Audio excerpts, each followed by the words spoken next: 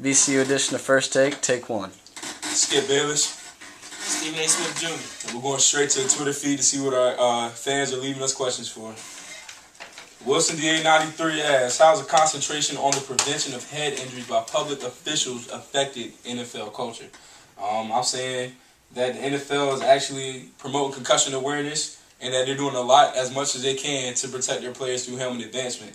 Looking at the deaths of Junior Seau, who shot himself, Javon Belcher, who died from shooting himself, Mike Webster, who died of a heart attack years ago, and Tony Dorsett, who was diagnosed with CTE just a month ago as an incurable disease. I think the NFL is doing as much as it can to protect its players.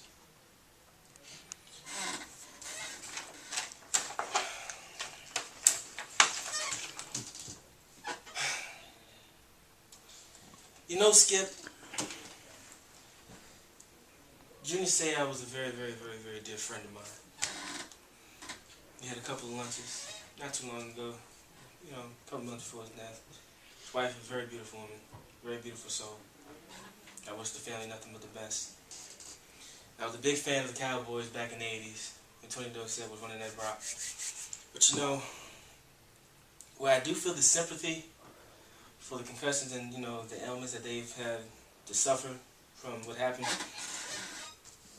you still got to think about who's paying for the tickets and the reason why football became America's game.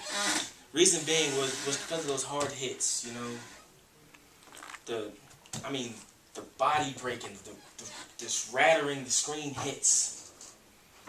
And now, granted, player safety is the primary, as far as making sure the concussions stay low, making sure the players are as healthy as possible. Right.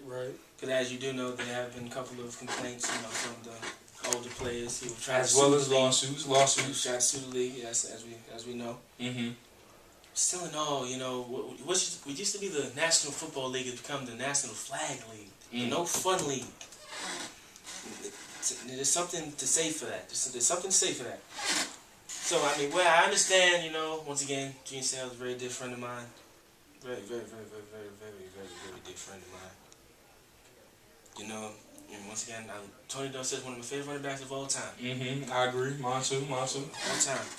Still, for the players today, you gotta know that these players were taught, back from Pop Warner, to hit from the waist up. Like for the safeties, as we're gonna speak on later on.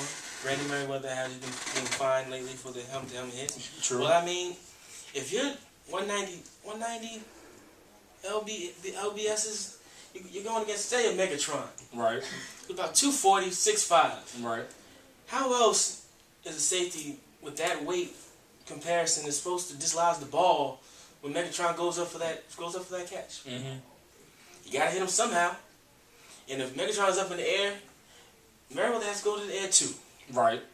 So the fact that a man that's trying his hardest, who was taught to dislodge the ball by any means necessary, skip any means necessary, he gets a flag, 15 yards, possibly puts him in the red zone. This possibly could be a game-winning moment, a turning point. Changes the game around. Momentum taken away. I find that despicable. Just utterly despicable. Skip? Despicable. It's needed. I feel it's needed. Because we can't keep allowing our players to put themselves on the line just for the enjoyment of the fans. Now, granted, I understand once again, Skip, I already agree with you on this. Player safety is key. You want to keep the players healthy, but still, you have to remember, fans are what drive this league. You need revenue. The revenue comes from the fans. Fans want to see hits.